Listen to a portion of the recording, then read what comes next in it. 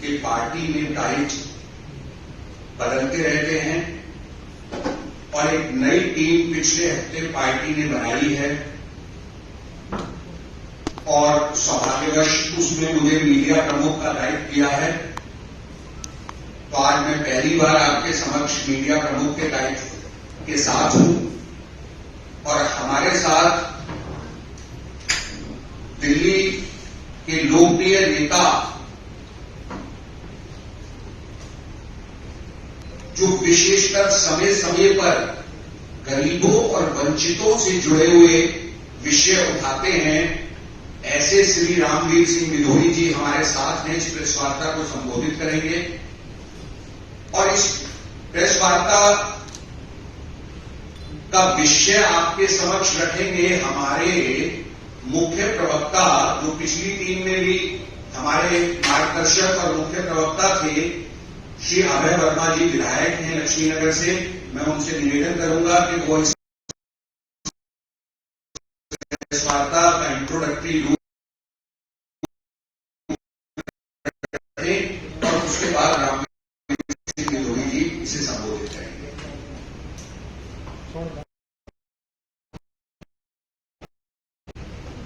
नमस्कार साथियों,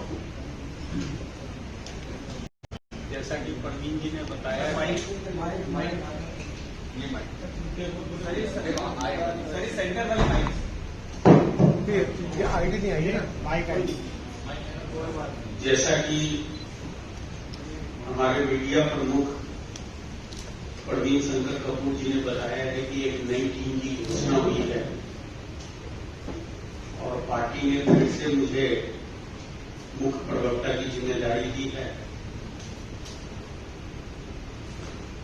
आप सबके सहयोग और प्यार का मैं लगातार ऋणी रहूंगा, क्योंकि आप सबने पिछले क्रम में भी दिल्ली बीजेपी की खबर या किसी भी प्रकार की कोई भी सूचनाएं आई है तो आपने उसको स्थान दिया है।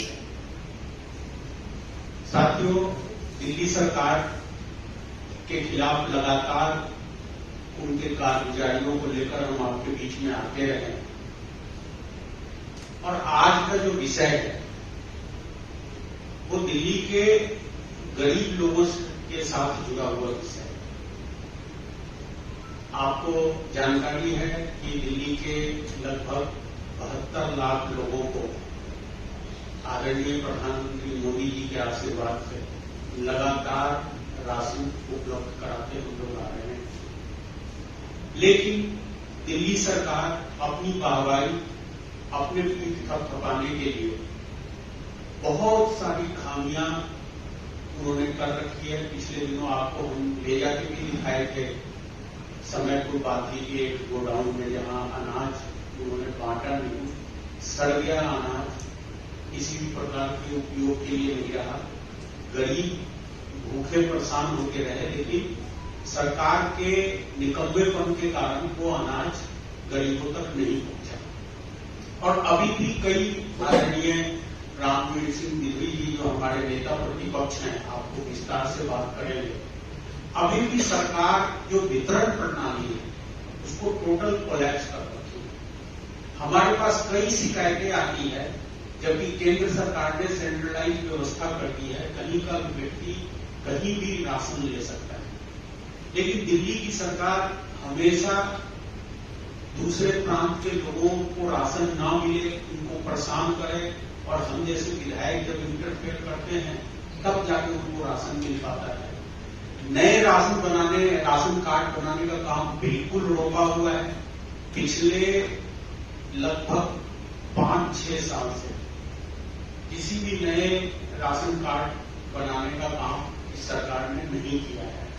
लगातार लोग कोविड के बाद जरूरतमंद रहे हैं।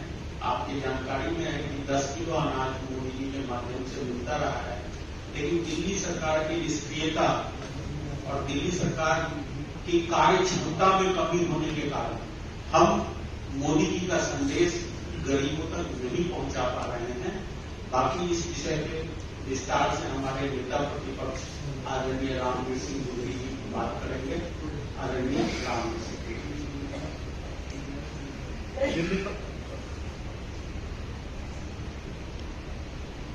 प्रदेश भारतीय जनता पार्टी के मुख्य वक्ता और दिल्ली के बहुत ही लोकप्रिय विधायक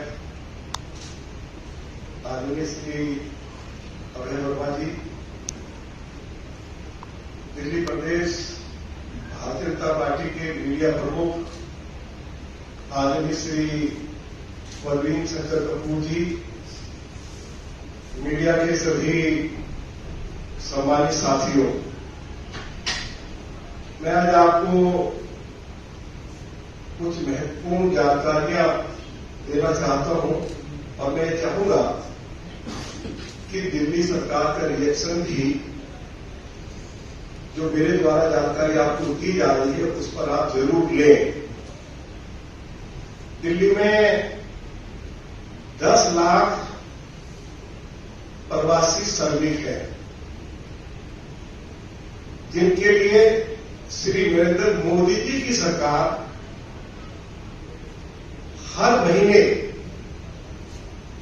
4 किलो गेहूं, 1 किलो चावल मुफ्त उपलब्ध करवाती है और ये ration one nation one ration card के तहत दिया जाता है, नेशनल फूड सिक्योरिटी एक्ट के तहत। आपको सुनकर हैरानी होगी कि 2 महीने का प्रवासी श्रमिकों का राशन अरविंद केजरीवाल की सरकार ने उठाया नहीं। 1,25,000 क्विंटल गेहूं और चावल एफसीआई के गोदाम से उठाया नहीं गया। भारत सरकार ने दिल्ली सरकार को पत्र लिखा, उसके बाद रिमाइंडर भेजा। हमारा नेशनल फूड सिक्योरिटी एक्ट यह कहता है यदि कोई सरकार इस राशन को वितरित करने में विफल हो जाती है तो उसको अपने खजाने से राशन खरीदकर प्रवासी श्रमिकों को उपलब्ध कराना पड़ेगा या उनको नकद राशि देनी पड़ेगी। अरविंद केजरीवाल की सरकार ने न ही तो जो केंद्र सरकार का राशन था वह उठाया, न ही उनको कोई राशि दी गई और न ही दिल्ली सरकार के खजाने से राशन खरीदकर इन 10 लाख प्रवासी श्रमिकों को उपलब्ध कराया गया। दूसरी बात मैं यह कहना चाहता हूं कि अरविंद केजरीवाल की सरकार ने 1 महीने से जो नेशनल फूड सिक्योरिटी एक्ट के तहत 72 लाख लोगों को 4 किलो गेहूं, 1 किलो चावल भेजा जाता है। पिछले 1 महीने का लगभग 1,24,000 क्विंटल चावल एफसीआई के गोदाम से उठाया ही नहीं है और बेचारे 72 लाख दिल्ली के गरीब राशन कार्डधारी वो राशन की दुकानों पर धक्के खा रहे हैं। तीसरी बात मैं आज मीडिया के माध्यम से अरविंद केजरीवाल की सरकार से पूछना चाहता हूं कि हर 5 साल के बाद राशन कार्डों का नवीनीकरण होता है। कितने लोगों की मृत्यु हो गई, कितने लोग दिल्ली छोड़कर चले गए, उनके राशन कार्ड रद्द हो गए। आपको हैरानी होगी कि लास्ट जो नवीनीकरण हुआ था वह 2013 में हुआ जब दिल्ली में शीला दीक्षित की सरकार थी और तब से लेकर आज तक पिछले 10 सालों में राशन कार्डों का नवीनीकरण नहीं हुआ। 2 बार नवीनीकरण हो जाना चाहिए था क्या प्रवीण शंकर जी, लेकिन 1 बार भी नहीं हुआ। आपको जानकर हैरानी होगी कि कि पिछले 8 या 9 सालों में लगभग 6 लाख लोगों ने राशन कार्ड बनाने के लिए आवेदन किया है और यह मामला हाईकोर्ट में भी गया है। हाईकोर्ट ने दिल्ली सरकार को फटकार लगाई है और दिल्ली सरकार ने हाईकोर्ट में स्वीकार किया है कि लगभग 3 लाख लोगों ने राशन कार्ड बनाने के लिए आवेदन किया है, लेकिन यह संख्या लगभग 6 लाख है। तो आखिर हम पूछना चाहते हैं कि कोर्ट भी डायरेक्शन दे रहा है और उसके बावजूद भी अरविंद केजरीवाल की सरकार गरीब लोगों को नए राशन कार्ड बनाकर क्यों नहीं दे रही है, इसका जवाब अरविंद केजरीवाल दे। दिल्ली विधानसभा के अंदर भी ये मुद्दा हमने अनेकों बार उठाया है। भाजपा के सभी विधायकों ने ये मुद्दा बहुत जोर शोर से उठाया है और अरविंद केजरीवाल ने आश्वासन भी दिया कि हम दिल्ली में नए राशन कार्ड बनाने का कार्य शुरू करेंगे, लेकिन उसके बावजूद भी शुरू नहीं हुआ। मैं पूछना चाहता हूं अरविंद केजरीवाल को कि ये जो राशन दिल्ली के लोगों को दिया जाता है, आज 72 लाख लोगों को जो राशन दिया जा रहा है, 4 किलो गेहूं 1 किलो चावल प्रत्येक व्यक्ति को, यह राशन श्री नरेंद्र मोदी जी की सरकार की ओर से मुफ्त दिया जा रहा है। ट्रांसपोर्टेशन के ऊपर जो खर्चा होता है वह मोदी जी की सरकार करती है और जो फेयर प्राइस शॉप्स के दुकानदार हैं उनको जो कमीशन दिया जाता है वह कमीशन भी मोदी जी की सरकार देती है। केवल अरविंद केजरीवाल की सरकार की इतनी सी जिम्मेवारी है कि एफसीआई गोदाम से उठाकर उस राशन को फेयर प्राइस शॉप पर पहुंचा दे। उस काम में भी अरविंद केजरीवाल की सरकार पूरी तरह से विफल रही है। मैं दिल्ली के ऑनरेबल लेफ्टिनेंट गवर्नर से मांग करता हूं कि दिल्ली के food and civil supply minister को तुरंत उनके पद से उनको बर्खास्त कर देना चाहिए, क्योंकि जैसे श्री अभय वर्मा जी ने कहा है कि दिल्ली में राशनिंग वितरण प्रणाली पूरी तरह से कुलट कर गई है। इसलिए आज हम इस प्रेस कॉन्फ्रेंस के माध्यम से food and civil supply minister का इस्तीफा मांगते हैं, क्योंकि दिल्ली के गरीबों को जो राशन भेजा जा रहा है वह उस राशन को गरीबों तक पहुंचाने में अरविंद केजरीवाल की सरकार पूरी तरह से फेल हो गई है। बहुत बहुत धन्यवाद। Sir, my good friend Dr. Abhishek Singhvi has marshaled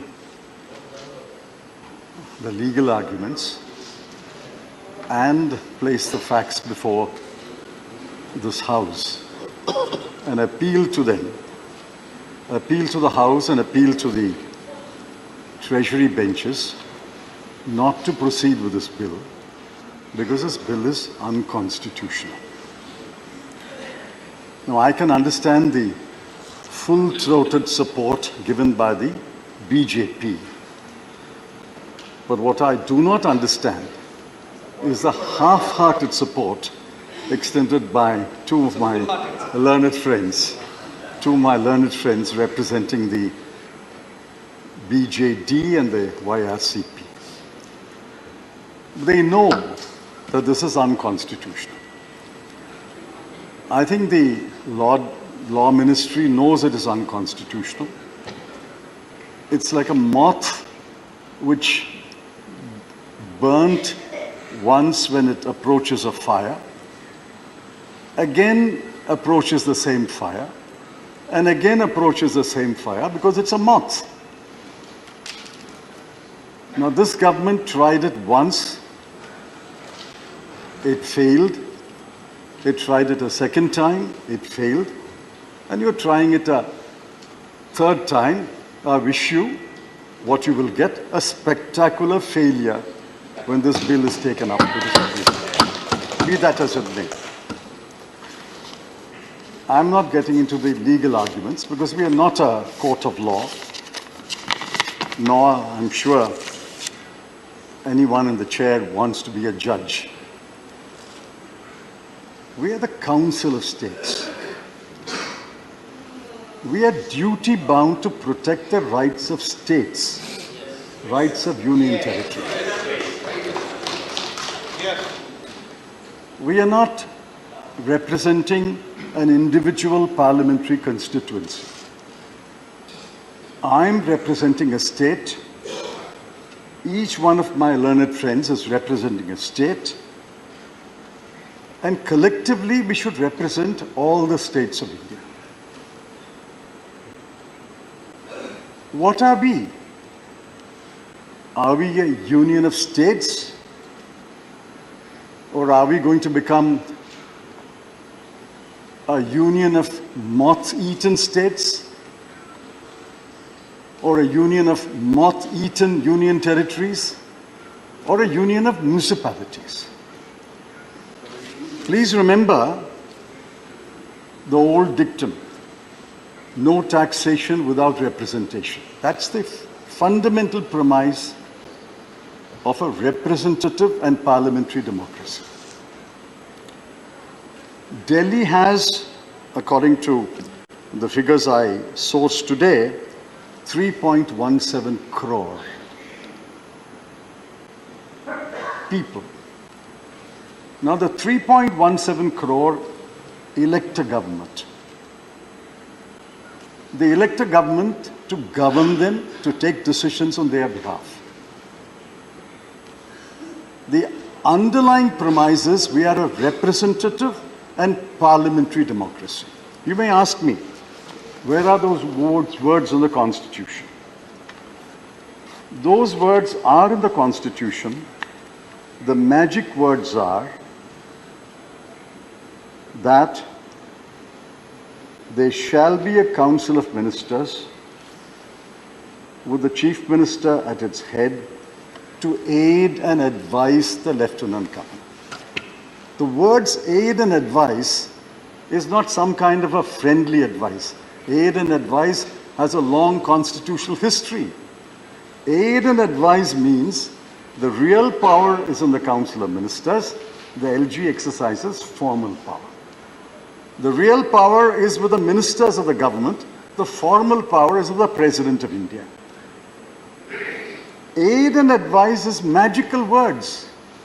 What we are doing today is subverting the three magical words, aid and advice.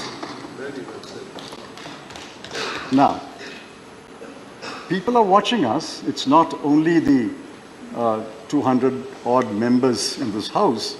People of Delhi are watching us. They will watch us today on television, on YouTube. They will know that this government is attempting to take away the real power of the elected representatives and put it in the hands of bureaucrats. Now, I asked in a tweet, and I'll ask this question. What is the merit you file with the bill? Leave alone the constitutional aspects. What is the merit you file? Is there merit in a three-member authority where two officers will constitute a majority and overrule the chief minister? Is there merit when two members of the three constitute a quorum, they can even call a meeting, hold a meeting without the chief minister? Is there merit that even if a decision is taken unanimously, the LG can overrule it? Is there merit that the member secretary, who is the principal secretary of Home, will convene a meeting with or without the chief minister? What is the merit? What is the merit? I heard you on television. I heard the honorable member on television. I didn't find you mention any merit in any clause of this bill. You heard me. I heard you also. And I was even more disappointed.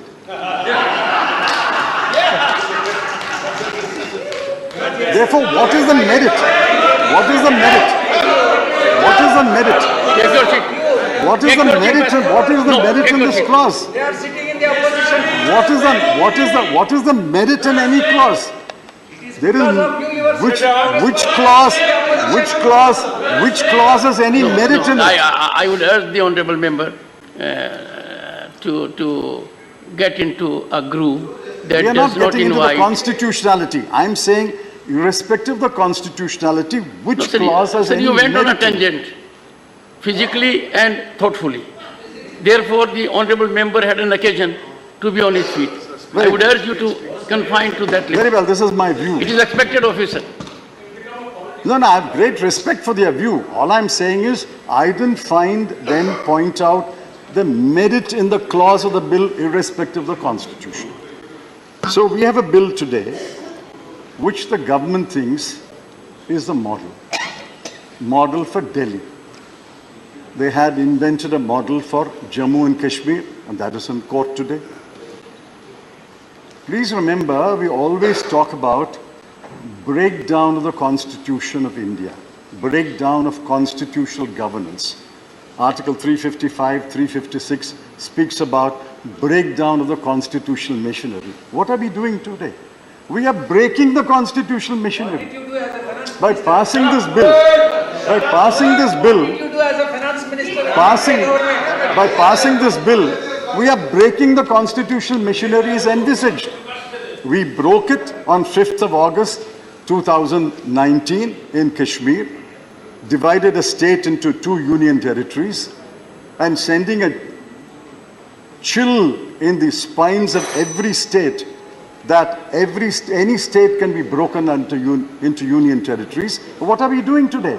We are breaking the constitutional machinery. Sir, Honorable member, let me end by saying, My- while